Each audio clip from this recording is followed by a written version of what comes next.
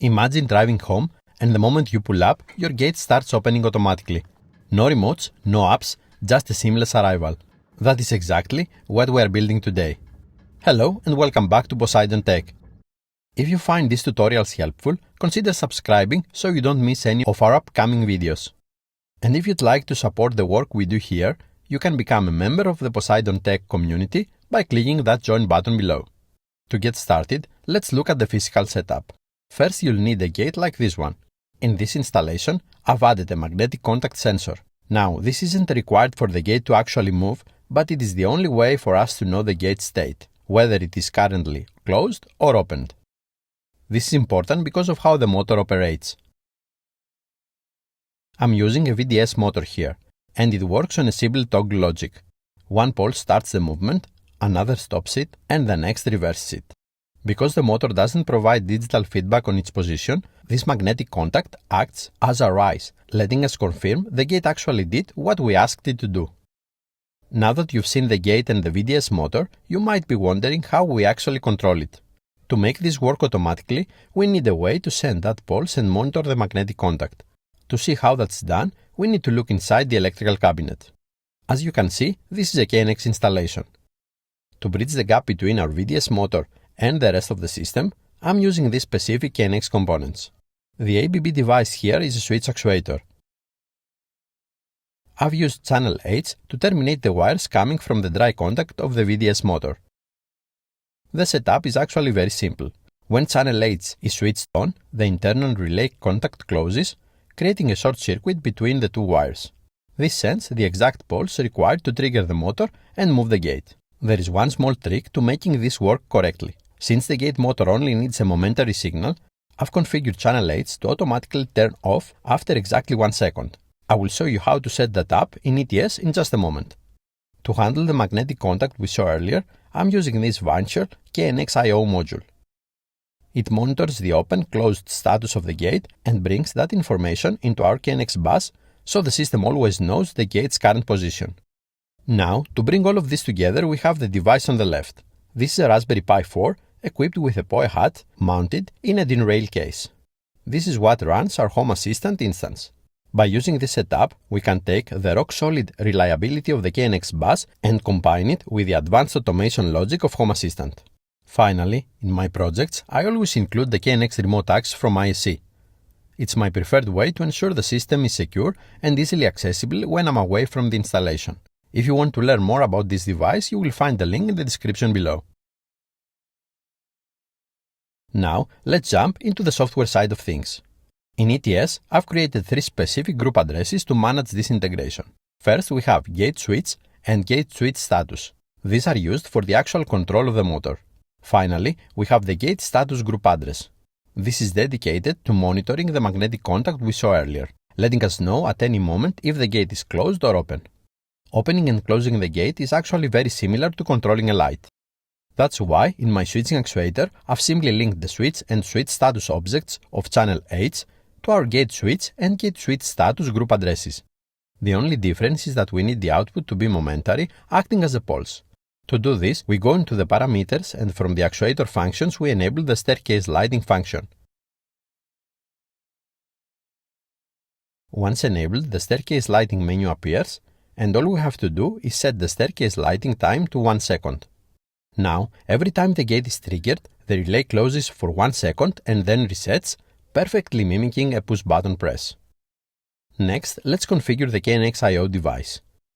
In the parameters, I've enabled input 1 and set the function to switching. A magnetic contact essentially behaves like a switch. It just uses a magnetic field instead of a mechanical button. In the switching menu, I've selected press release control. I've configured it so that on press, when the gate is closed, it sends an off value. On release, when the gate is opened, it sends an on value. I've set this way specifically to match the standard behavior for garage doors and gates in Home Assistant. Finally, I've linked the switch group object to the gate status group address. Now pay close attention because this last step is vital. You must ensure the read flag is enabled for this group object. Without it, Home Assistant won't be able to read the state of the gate and your status monitoring will be unavailable. Now, let's test the logic using the ETS Diagnostics tool. Since I'm currently in my office, I'll connect to the system remotely using the ISE Remote Access Windows client. I'll simply click Connect, and as you can see in the ETS Connection Manager, the remote devices appear immediately. It's incredibly straightforward, which is exactly why I include the ISE Remote Access in all my projects. Now that we are connected, I'll filter the group addresses to monitor only the ones related to the gate. I'll start the bus monitor and perform a read on the gate status group address.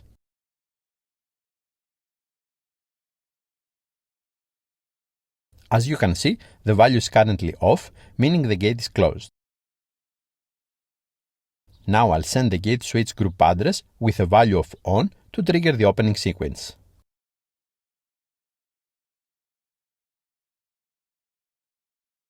There it is. I sent the on command, the switch actuator closed the contact, and it immediately responded with the gate switch status as active. As the gate began to move, the gate status group address was sent with a value of on, confirming the gate is now open. Notice that after exactly 1 second, the output automatically turned off. You can see it right here where the gate switch status becomes inactive.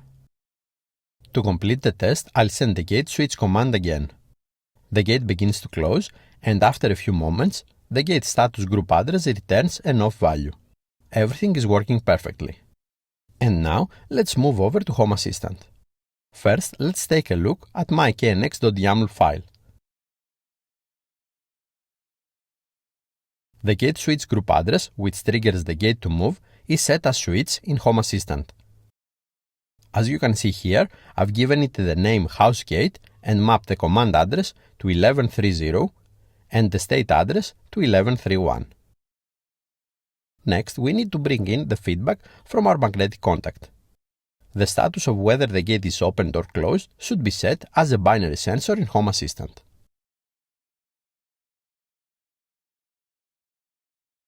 As you can see in my configuration, I've named this entity HouseGate status and mapped the state address to 1132. These give us a dedicated sensor, which is exactly what we'll use to ensure the gate only triggers when it's actually closed as we arrive. The next step is to refine how these entities appear in our interface. From the main dashboard, I'll click on Settings, then Devices and Services, and select KNX. By clicking on Entities, we can access everything relevant to KNX. I'll search for Gate to find our 2 new entities. First, let's look at the house gate. I'll click the gear icon to access the settings. Here, the only change I've made is selecting this specific gate icon to make it easily identifiable. Next, I'll click on the house gate status entity. Again, we'll navigate to the settings, but this time we need to change the Show As option to Garage Door. This is a small but important step. It tells Home Assistant to treat this binary sensor as a specialized device, giving us the clear opened and closed states we need. Let me show you how these entities look on the Home Assistant UI. Here we have the switch for controlling the gate and the guard showing its current status. As you can see, right now the house gate status is closed, represented by this grey garage icon. To open the gate, I'll just click on the switch. The gate triggers and immediately the status card updates. The icon turns yellow and changes to an open garage door while the text updates to open. This visual feedback is exactly what we need to stay informed about the installation state at a glance. Now that we have full control and status of the gate, we can move to the next step, creating a zone around the house. This allows Home Assistant to track when someone enters or leaves the area. To set this up, we'll navigate to Settings, then Areas and Zones, and select Zones. I've created a zone called Villa Alexia and set a specific radius of 130 meters around the property. I've carefully positioned this radius to stay clear of the main road. This is a critical detail. It prevents the gate from opening accidentally if I'm just driving past the house to go shopping or heading to another location. The automation we're about to build relies entirely on this zone. By keeping the perimeter focused, the trigger only activates when I actually turn off the main road and onto the small path leading to the house. This ensures the gate is open and waiting for me exactly when I need it, without any false starts. For this automation to work, we need the Home Assistant companion app installed on our mobile device. To ensure the location tracking is rock solid, tap the menu button, go to Settings, and then Companion app. Under Location, it is vital to set location permission to always, location accuracy to full, and ensure background refresh is enabled. I also recommend keeping all options under Update Sources active. Next, navigate to Servers and select your instance. Take note of your device name here. This is the specific entity that will trigger our automation. In my case, it's Theo's iPhone. Finally, for a location-based trigger to work while you are away from the installation, you need a secure way to access your server. In my projects, I use Nabu-Casa. Not only is it secure and incredibly simple to set up, but it's also a great way to support the Home Assistant community and the ongoing development of the platform. Now we are ready to build the automation.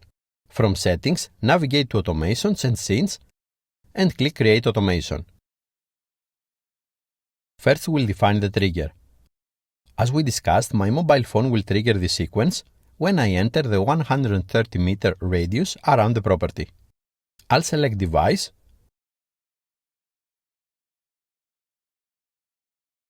choose Theo's iPhone,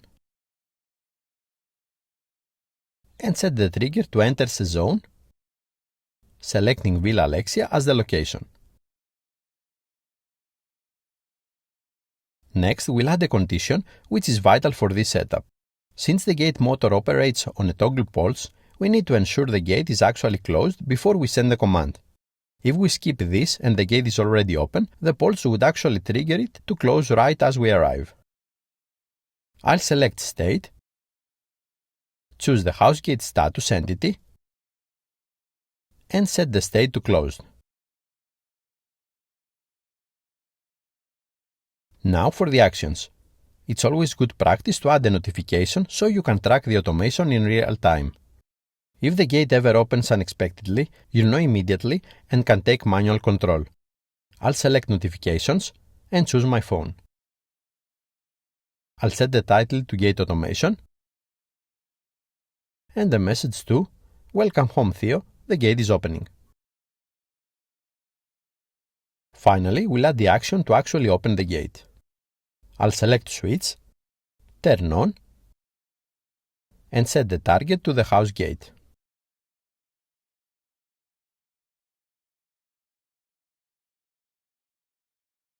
That's it.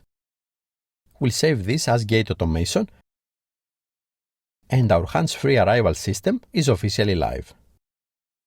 Before we wrap up, I want to share a few thoughts on this automation. To get to this point, I experimented with several methods, including the proximity integration to track both distance and direction of travel. My original goal was for the gate to begin opening the moment I turn off the main road, allowing me to drive straight through without stopping. However, in practice, there is always a slight delay with GPS location updates. Even with the best settings, the gate would often start opening just as I arrived, forcing me to stop and wait for a few seconds.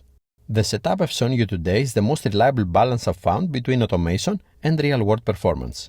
If you have any ideas on how to optimize this even further, I'd love to hear them. Please leave a comment below. Thank you all for watching. Make sure to stay tuned because more videos are coming. I'll see you in the next episode.